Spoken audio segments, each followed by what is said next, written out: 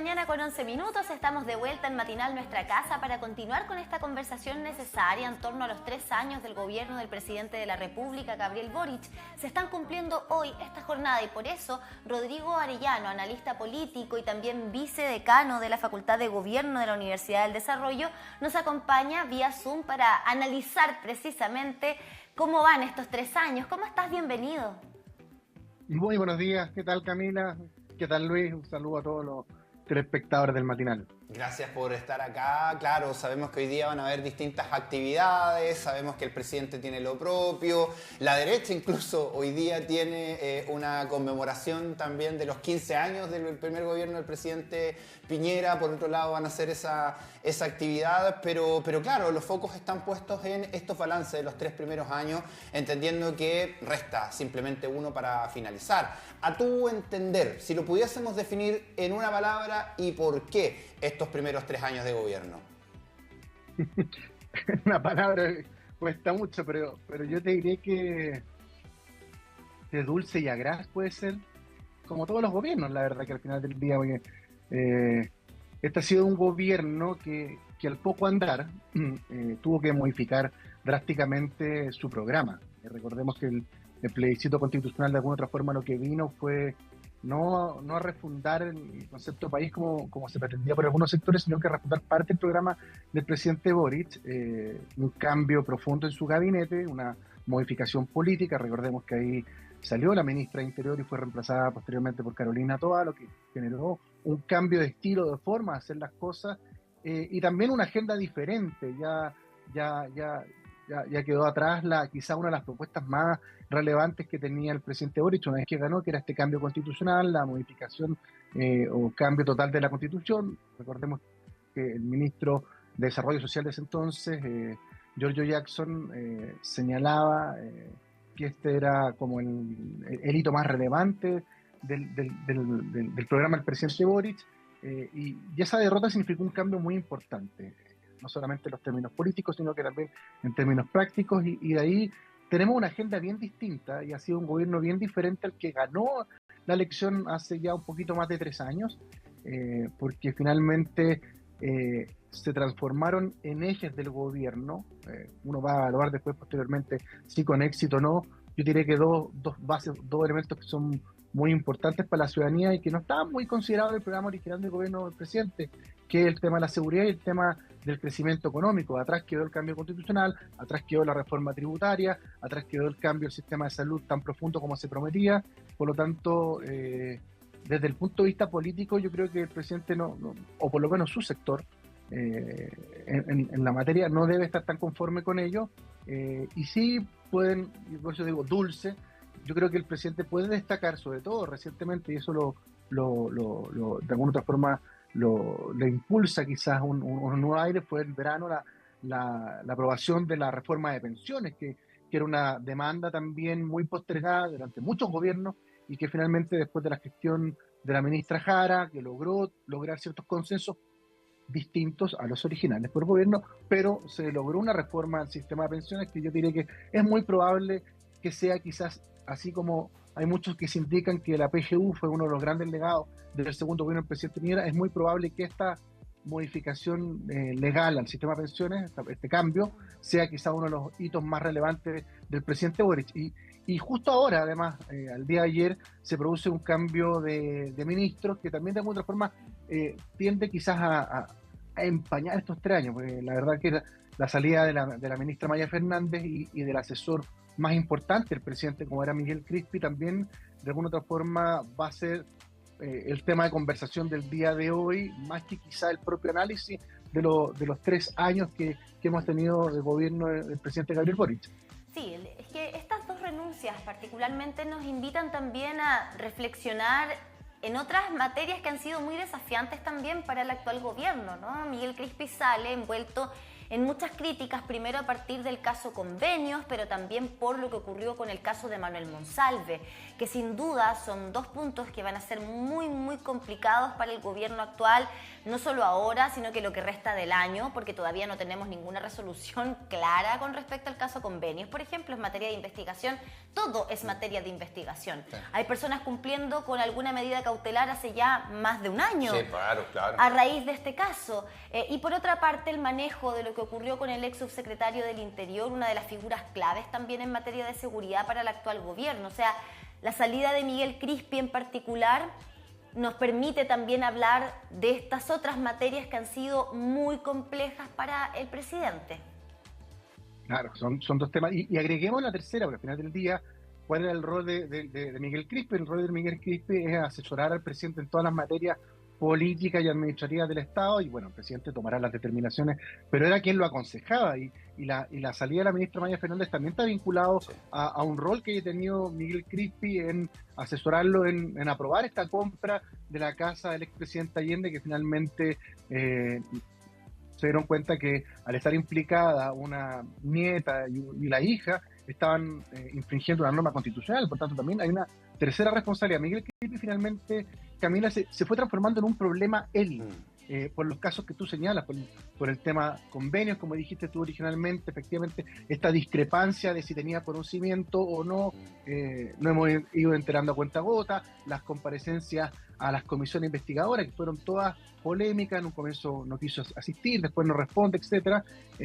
Entonces, finalmente, cuando el jefe de asesores se transforma en un problema para el presidente de la República, cuyo rol principal es justamente evitar los problemas, finalmente se transforma en una decisión que yo creo que la tiene que haber venido madurando hace bastante tiempo el presidente, y que yo creo que la materializa tarde. Esto debe haber sido un poquito antes, quizá, porque justamente viene en un periodo en que debiese existir un balance y tratar de lucir los hitos positivos que ha tenido, más que justamente lo que tú señalas, volver a recordar el caso Monsalve, volver a recordar el caso Convenio, y volver a recordar la compra de la casa del expresidente Allende.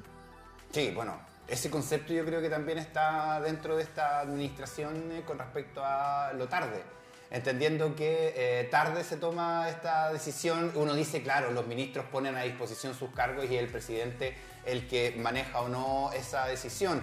Pero en el caso de Miguel Crispi, por ejemplo, la gota que rebalsó el vaso tiene que ver con esta comisión investigadora del caso Monsalve, donde nuevamente se negó a responder, lo que generó todo un tema ahí, se cerró abruptamente esa comisión y después nos enteramos obviamente de esta renuncia. Pero también desde el análisis que podemos hacer, más allá del fondo de estos primeros 3 años, quiero preguntarte por el análisis de la forma en la cual actúa el presidente Gabriel Boric. En algún momento tratando de actuar de forma autoritaria, se ha visto, con algunas increpancias incluso con periodistas o con su propia asesora comunicacional a propósito de esta, histórica conferencia de prensa a propósito del caso de Manuel Monsalve. Todas estas declaraciones también a través de sus redes sociales, temáticas con relaciones internacionales. ¿Cómo analizas tú la forma en la cual ha trabajado el presidente? Yo distinguiría ahí 2 elementos. Uno es la naturalidad con que él trata de enfrentar los temas. En eso ha sido como rupturista en la forma en que lo enfrenta, llegando en bicicleta a La Moneda, como que tiene una cercanía importante con la ciudadanía. Ha sido disruptivo en ese sentido, pero al mismo tiempo esa disrupción le ha generado también un efecto adverso, porque le ha generado, entre comillas, ciertas salidas de protocolo, ciertas incomodidades, digamos, también con la forma en que enfrenta los temas. Entonces, ha tenido esta dualidad. Recordemos que el presidente además lleva desde la entrevista o de esa conferencia de prensa a raíz del caso Monsalve, que duró más de 50 minutos, unos meses de silencio absoluto en que no ha podido dialogar con la prensa. O sea, justamente evitando estas salidas de protocolo que él de alguna otra forma sabe que le han jugado en contra. Pero fíjate, Luis, que Uno puede ser crítico de la forma y del fondo del presidente, pero, pero él se ha mantenido durante los 3 años de mandato con una aprobación, no es espectacular, pero que siempre ha estado en torno a la votación que él obtuvo en primera vuelta, Claro, no en torno al 26%, 27% que obtuvo en primera vuelta, y en todas las mediciones, en el fondo, él se ha mantenido entre el 25%, etc. La vez que más, menos aprobación marcó, o más desaprobación marcó, fue justamente después del asesinato de los carabineros en Cañete. Si salvo ese hito que fue dramático y que todo el país lo lamentó, él siempre ha estado en torno a esa aprobación. Por lo tanto, le dice que él, además de sus formas, su fondo, tiene una base electoral que es súper leal a su figura. Y ya lo quisiera cualquier presidente de América Latina, contar con 25 o 30% de aprobación en su tercer año, con una delincuencia que es la principal preocupación de las personas, con una economía que aún no logra entregar cifras muy positivas en estos últimos 3 años, y ahí está vivo y coleando para la felicidad de algunos o para el malestar de otros. Entonces, esta como dualidad del presidente, disruptivo también, informal, distante, que sale de los protocolos, dentro de todo no ha sido un mal negocio si uno lo mira desde la perspectiva más política y de base electoral que le puede de alguna forma proyectar al futuro. El presidente Boric, recordemos, es el presidente más joven que ha existido en la historia de nuestro país, y sin duda va a ser protagonista probablemente de los próximos años también. Entonces, él debe de alguna otra forma mantenerse, y sabe que su desafío es tratar de mantener ese nivel de aprobación o un poco más, al terminado su gobierno, que ya resta solamente un año para que entregue la banda presidencial. Sí, ha tenido esa particularidad que le permite también dialogar con otros públicos, ¿no? Acercarse a otras personas a partir de la política, que yo creo que ahí había un desafío también pendiente en nuestro país, donde teníamos una clase política, y perdón la referencia, pero creo que muchas de las rutinas de los comediantes, mira para dónde me fui, pero lo reflejaron muy bien, ¿no? Cuando se hablaba de estos gabinetes donde uno veía un presidente o una presidenta y su gabinete de ministros como personas totalmente lejanas a la realidad que vivimos nosotros quizás en el día a día. Hoy día creo que se ha tratado un poquito de dar ese vuelco, que había una cercanía, un diálogo más de cerca quizás con las personas, particularmente con la gente joven, ¿verdad? Con este público joven al que le habla el primer presidente, que llega no estando casado, que se separa, que tiene un hijo en que medio, se separa en su mandato, que se vuelve a enamorar, y ahora está, y él lo dice muy bien esta mañana, este es el año de Violeta, de su hija, que llega además en una relación totalmente distinta a lo que estábamos habituados también en un presidente o presidenta de la República.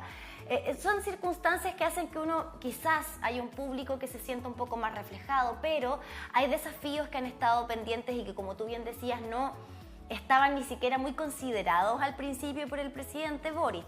Seguridad.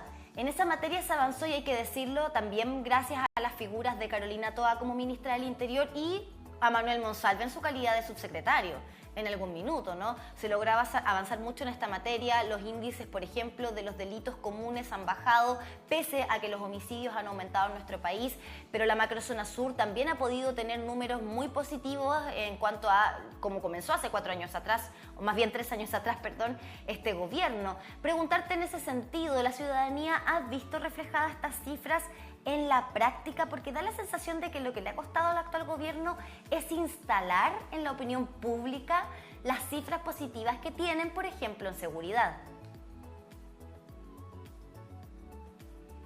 A ver, tú bien relatas que este gobierno, sin duda, a partir de, sobre todo, yo insisto, del 4 de septiembre, modificó su agenda, y la última cuenta pública del presidente Boric, la cuenta del 1 de junio, la verdad que el concepto crecimiento económico y seguridad se tomaron su rendición de cuentas, que eran dos conceptos que no estaban en el programa original. Entonces, ahí hubo una constatación de una realidad que tenía que hacerse cargo independiente de su agenda, y básicamente tuvo que renunciar a varias pretensiones. Ha habido avance legislativo. Recordemos que estamos a puertas, a partir del 1 de abril, de la creación de este Ministerio de Seguridad, que para algunos puede ser muy crítico porque puede significar mayor burocracia, cuando la gente a veces también requiere o señala menos Estado. Pero pero fíjate que la percepción, desde mi perspectiva, de la ciudadanía, independiente de los avances en esta línea, no tiene un correlato electoral. Yo creo que más bien aquí hay un núcleo muy duro del presidente, que es muy leal, que sin duda, de alguna forma, ha tenido ciertas decepciones porque no hubo reforma tributaria, porque no hubo reforma al sistema de salud, porque el sistema de pensiones vino a fortalecer el rol de las AFP y el incremento no fue en solidaridad como se planteaba originalmente en un 6-0, en un 3-3, sino que finalmente fue un 6, o sea, muy distinto a la agenda original. Y en seguridad, más allá de una agenda legislativa bien relevante que ha logrado avanzar, la gente sigue con una percepción negativa en esa materia, sigue con inseguridad, y lo que tú señalas de la macrozona sur, recordemos que ahí también hubo una vuelta de mano al gobierno, que ellos eran muy críticos del estado de excepción constitucional, que finalmente tuvieron que reinstalarlo, o sea, de haberlo sacado a la agenda, tuvieron que reinstalarlo porque finalmente la situación en la macrozona sur requería medidas extraordinarias que no iban en la línea de lo propuesto el presidente Boric. Entonces, tiene que mostrar, efectivamente, pero a veces no solamente basta con tener hitos, sino que deben ser percibidos como efectivos. Y al menos desde la perspectiva que uno analiza y ve la mirada que tiene la ciudadanía en términos generales sobre esas dos materias, todavía tenemos un gobierno que está en deuda en materia de seguridad y de crecimiento económico. Tanto así que la ministra del Interior, una vez que sale del gobierno, me refiero a Carolina Toa, la semana pasada, trata de buscar cierto grado de independencia del gobierno, y en el fondo dice que no va a continuar, no es la continuadora del proyecto del presidente Boric, pese a que sabemos que sí lo es y que el presidente lo recalcó en su salida de gabinete. También trata de desmarcarse un poco del rol de la figura de Michelle Bachelet de los gobiernos de la concertación, sabiendo que probablemente la mochila de seguridad va a ser muy complicada para ella a la hora de enfrentar la campaña electoral propiamente tal. Y un antecedente más, fíjate que yo hablaba de que resta un año para que el presidente Boric entregue la banda presidencial, y hoy todas las encuestas señalan que 3 candidatos de oposición son los que lideran la carrera presidencial, y aparece en un cuarto lugar Carolina Toa, bueno, está recién en competencia, pero también hay una señal importante en esa lógica de que hoy tanto Evelyn Matei como José Antonio Kast como Johannes Kaiser tengan o estén ganando en este minuto la pole position para ganar la elección del próximo gobierno, y eso es una señal también que el presidente Boric debe recoger para la gestión que resta en los próximos meses. Sí, claro, sí. Sabemos que Carolina Toa, igual de todas maneras, a pesar de que ese poquitito lanzó oficialmente, ha ido subiendo en las encuestas, pero finalmente, y junto con agradecerte, a propósito de no hubo reforma tributaria, pero sí hubo una reforma de elusión y evasión, una ley de elusión y evasión, lo que ha tenido muchos cuestionamientos finalmente a la moneda, al presidente, y que claro, viene a cuestionar ese cálculo, ese error de cálculo, que ya no va en una sensación, sino que ya los números no mienten. Pues hay una deuda que se adquirió con los gobiernos regionales por mal cálculo, hubo traspasos desde la Corfo al gobierno también. ¿Cómo se evalúa ese lado del presidente o del gobierno con respecto a la materia económica? Yo creo que ahí, Luis, yo creo que los dos pilares de la campaña presidencial, ¿y por qué nombro la campaña presidencial? Porque creo que justamente quizás los hitos donde existe más deuda por parte del presidente Boric va a ser en seguridad, que ya hablamos de ese tema, pero también en materia económica. Yo creo que ahí existe una deuda, y no solamente en los errores de cálculo que ha tenido la directora de presupuesto, las percepciones de ingresos menores de los que se han establecido, o gastos superiores a los que corresponden al gobierno. Fíjate que la Comisión de Asesoría Financiera le indicó que este gobierno tenía que hacer un recorte más allá del que incluso determinó el ministro Marcel en la última ley de presupuesto. Hablaba de 1.500 millones porque las cifras macroeconómicas o los gastos y los ingresos son muy distantes, pero quizás lo más grave ha sido, yo creo, que el tema de crecimiento, fíjate. Yo creo que ese va a ser un eje, más allá de que, ¿cómo se llama? De los cálculos positivos que pueda sacar el ministro Mario Marcel. Cuando un país crece a un 2% o menos de 2%, con los niveles de inflación que estamos teniendo, la verdad que hay un desajuste en el bolsillo de los chilenos, y eso también va a pesar como quizás una deuda a este gobierno, y también se va a transformar en un eje de la elección presidencial. Es muy probable que terminado este gobierno, el gobierno del presidente Boric sea el gobierno desde el retorno a la democracia a la fecha con menor crecimiento económico.